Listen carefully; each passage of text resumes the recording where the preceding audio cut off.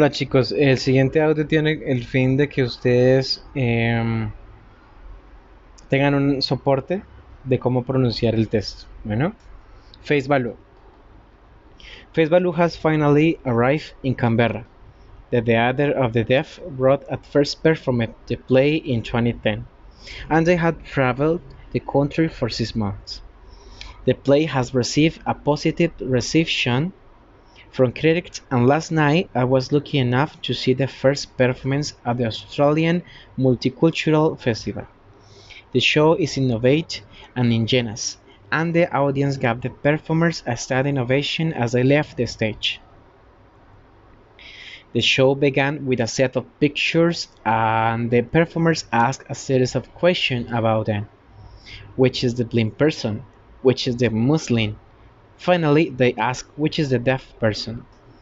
This shows us all that being deaf is not obvious, and this is the source of many of the problems deaf people have.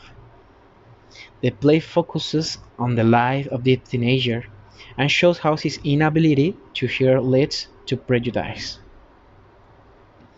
The play covers two important themes. The first touches on the repercussion of stereotyping in everyday situations, at school, at home, or on the street.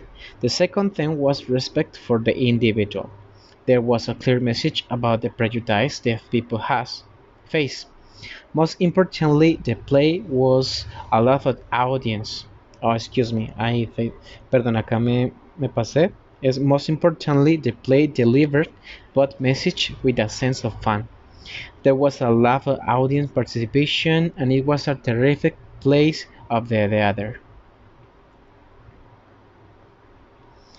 I haven't seen such a great performance for a very long time. The other performers were also very effective in communicating with the audience. We all left this entertaining and thought-provoking show with a lot more knowledge about misunderstood conditions. I fully recommend this show. Get your tickets today. Unfortunately, I was not one of them. Everyone seemed to be enjoying the show apart from me. I found it boring. I was unspirited.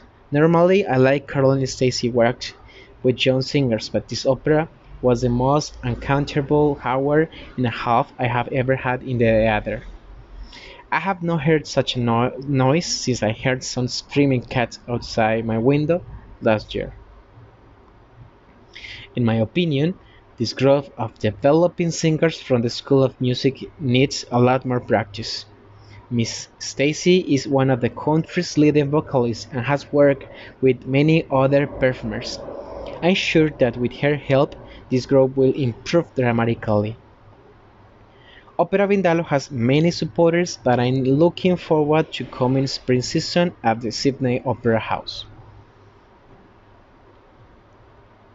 Movie review. Twilight fans had waited for the sequel for over a year. With love, death, vampires, and now werewolves, New Moon delivers everything its target audience wants. It's the story of Bella Swan, a human who moves from the big city to the rain towns of Perth, and falls in love with Colin, a 109-year-old reluctant vampire locked eternally in the body of 17-year-old.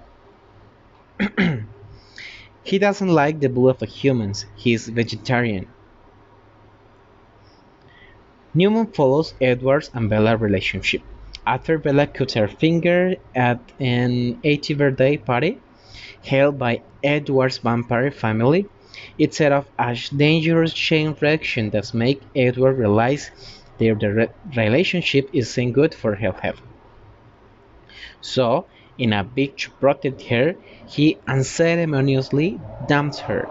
Bella, played by Kristen Stewart, spent almost a year with a broken heart, leaving the audience wondering what is going to happen next. This movie is an exciting and nail-biting experience. It's filled with suspense and keeps the audience waiting more and more. The actors are superb and fulfill their roles perfectly. In my opinion, this blockbuster has been the best movie released since the beginning of the year. Fans will love it, and even those who don't like chick flicks will be impressed.